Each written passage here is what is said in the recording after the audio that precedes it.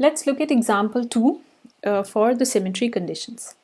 Now it might be a bit strange to you that we are already doing examples with beam elements, although we haven't studied beams, but the theory behind the beams are always going to remain the same. So we are still using the Euler-Bernoulli beam here. So you know exactly why we're using it and that they can bend. Those are the only principles we want to use in this example.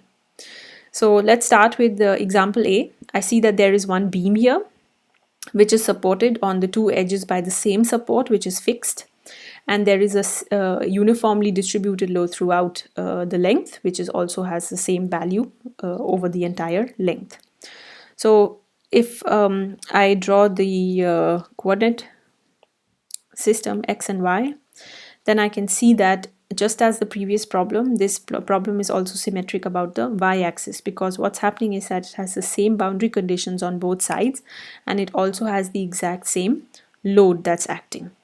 So if I'm going to start reducing this model, I can say that I will have half the length of the beam, and on the first node I will keep intact the boundary condition. On the second one I need to have updated boundary conditions.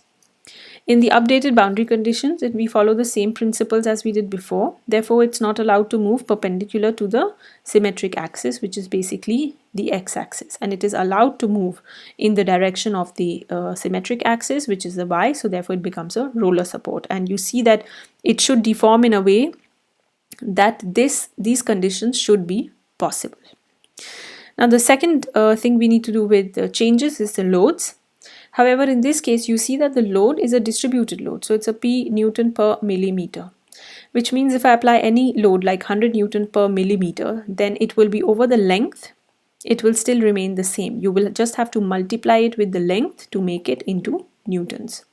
So if I actually reduce the size of the beam here, it doesn't make a difference as to what the distributed load applied would be. It would be the exact same as the one before. So here it will still be P Newton per millimeter. So this is part A.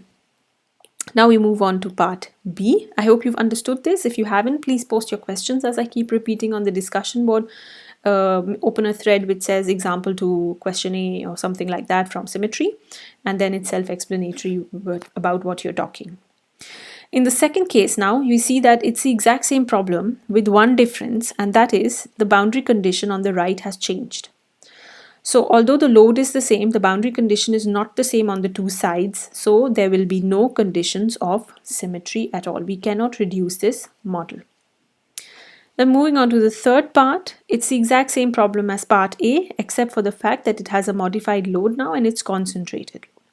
So in terms of geometry, I will still have the same symmetry about the y-axis. So the YZ plane is the symmetry plane. I will have a roller support which is used as the modified boundary condition or updated boundary condition. And now since the load applied is a concentrated load over here, then I must reduce it to half the load that will be applied to half the model. So those are some examples of using symmetry with beams.